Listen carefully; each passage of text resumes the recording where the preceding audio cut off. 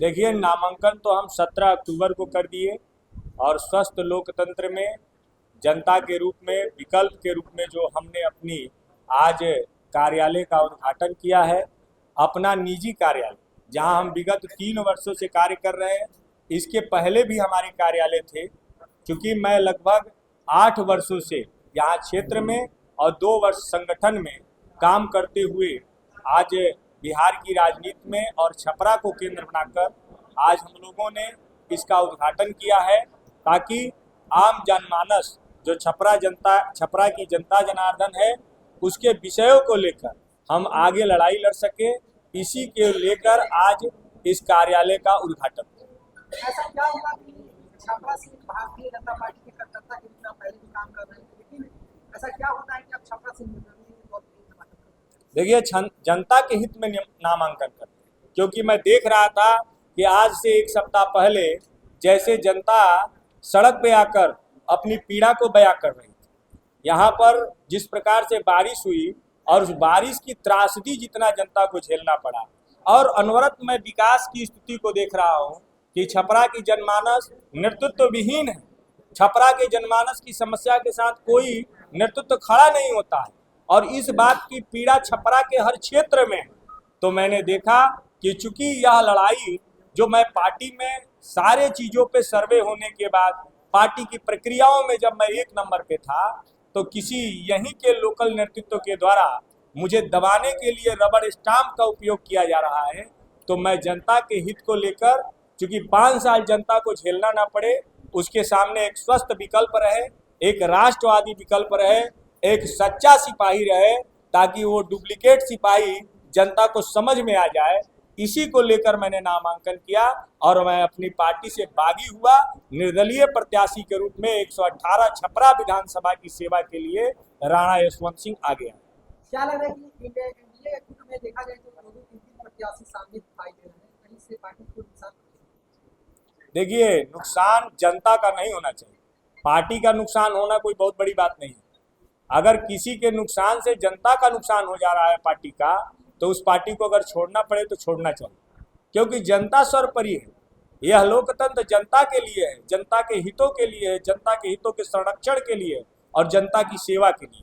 तो जिस चीज़ के लिए है मुख्य रूप से वो जरूरी है। तो मुझे लगा कि मुझे जनता का, छपरा की जनता का नुकसान हो रहा है, और विगत 15 वर्षों से जनता देख ही रही है। हजारों करोड़ों की योजनाएं जुबान से सुनती है, लेकिन जमीन पर उसका कितना इम्प्लीमेंट है, कितना वो काम पाइपलाइन से बाहर निकला है, ये जनता तो सवाल पूछती ही रहती है। और ये तार्किक जनता है, क्रांति की भूमि है, इसलिए यहाँ पर एक विकल्प मजबूत होना चाहिए, एक जुझारू नेतृत्व उनके पास विकल्प में होना चाहिए। इसीलिए हम मैदान में हैं और विश्वास है कि 6 नवंबर को जनता का आशीर्वाद राणा यशवंत के साथ हो। राणा यशवंत सिंह और राजद में क्या आमने-सामने? देखिए, टक्कर जो है राणा यशवंत सिंह बनाम जिसकी भी होगी, हम ये नहीं कहेंगे किसकी, लेकिन ये है कि जिसकी भी होगी, जनता के आशीर्वाद से उस पर राणा यशवंत सिंह का विजय होगा। बस यही विश्वास के साथ, सकारात्मकता के साथ हम आगे बढ़ेंगे। जल जमाव की स्थिति सबसे बड़ी समस्या यहाँ की बनी हुई है। कुछ दिन पहले थोड़ा सा बरसात हुआ और पूरा जो छपरा है कुआं बन गया, इससे क्या करें? देखिए, पूरा बरसात हुआ था और उसका त्रासदी जनता ज़्यादा झेली। ये आप जान लीजिए कि इस त्रासदी को मिटाने के लिए सही विकल्प चुनने का और सही चोट देने का ये जनता का उपयुक्त समय है। अगर जनता उस समय अधीर होकर भाई किसी प्रतिनिधि के बारे में उल्टा सीधा बोलती थी तो उसकी पीड़ा थी, लेकिन अगर इस समय निर्णय सही नहीं ले पाएगी तो 5 साल पीड़ा कर सकती है, काम नहीं करा सकती। इसलिए मेरा प्रयास है कि जनता को विकल्प दिया जाए, कि जनता वोट के चोट से ऐसे लोगों को उनको बताने का काम करे कि ताकि उनकी तानाशाही से छपरा के विकास को नहीं रोका जा सके। क्या लग रहा है कि राणा यशवंत सिंह जब क्षेत्र में जा रहे हैं तो कौन-कौन सी परिस्थितियों का सामना करना पड़ रहा है? हमको कोई परिस्थितियों का सामना नहीं करना पड़ा।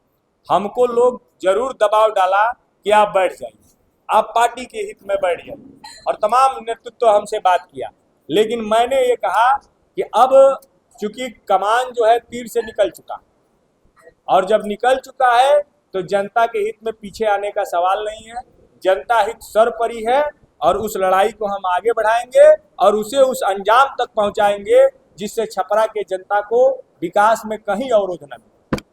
देखा जाए तो अब जो हिंदू समाज में से विशेष करके हिंदू समाज का महान पर्व छठ पूजा भी आ चुका है और विशेष करके अलग अलग पर्व भी सामने दिखाई दे रहे हैं। क्या देखिए, पर्वों को तो उत्साह के साथ जनता मना रही है और इस पर्वों में ही अपने परिवार सहित छपरा के विकास में भी चिंतन कर रही है, क्योंकि बिहार में लोक आस्था का महापर्व छठ को माना जाता है और मैं जानता हूं कि छठी मैया सभी को सद्बुद्धि देंगी कि छपरा का विकास कैसे होगा।